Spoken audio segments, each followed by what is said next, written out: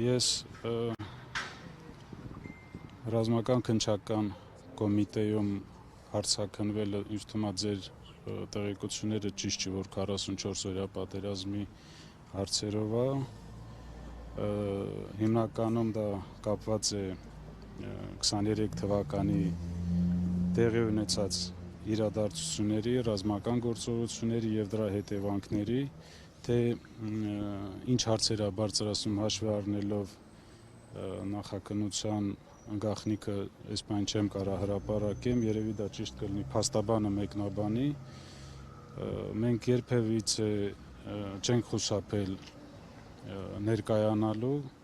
վարույթ իրականացնող մարմիններ եւ տալ համապատասխան հարցերի պատասխաններ, այսօր եւս որոշակի հարցեր է առաջացել վարույթ իրականացնող մարմնի կողմից եւ մենք պարզաբանում ենք տվել այդ հարցերին։ Պարոն Շահրամանյան, մամուլում գրվում է, որ հնարավոր էր այսօր ձեզ մեղադրանք առաջադրեին եւ որպես խափանման միջոց կալանքը լիներ, որևէ մեղադրանք առաջադրվել է ձեզ այսօր։ Ինձ այսօր հարցաքննել են վկայի կարգավիճակով։ Բայց այդպիսի վտանգ կար։ Այս բան ես չեմ տեսնում, չեմ կարող մեկնաբանել։ Պարոն Շահրամանյան, այսօր Մայրաթոռում ժամը 17:00-ին 10 եպիսկոպոսները, որոնց թվում է նաեւ Արցախի թեմի առաջնորդը, հրավիրել են այսպես ասած վեհապարին հանգստի ուղարկելու հավաք, հակառակ կողմից Մայրաթոռից էլ ժամերգության են հրավիրել, դուք այնտեղ լինելու եք ժամերգության կամ որ կողմում եք լինելու, եթե մասնակցելու եք։ Ես իմ տեսակետը եւ կարծիքը այդ գործընթացի վերաբերյալ առիթ եմ ունեցել նաեւ լրատվամիջոցների ներկայությամբ արտահայտել, շատ ցավալի է, որ այդ հարցի լուծումները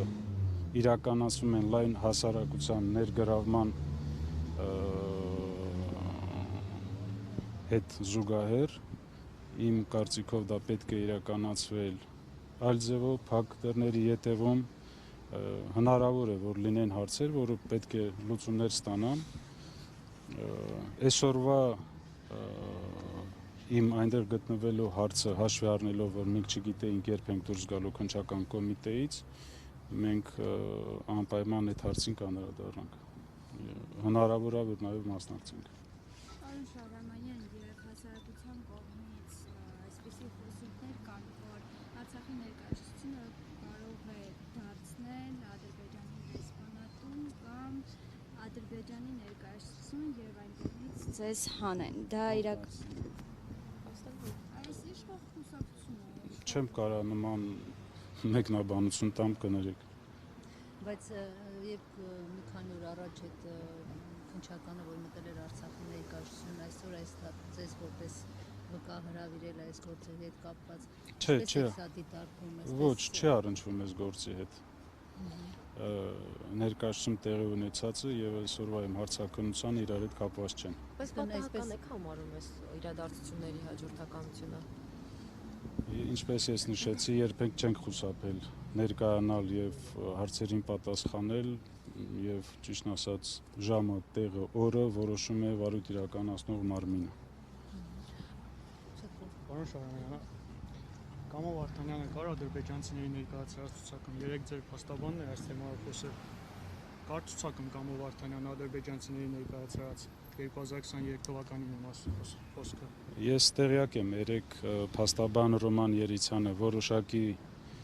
տեղեկություններ է ներկայացրել, տրամադրել հանրությանը կապված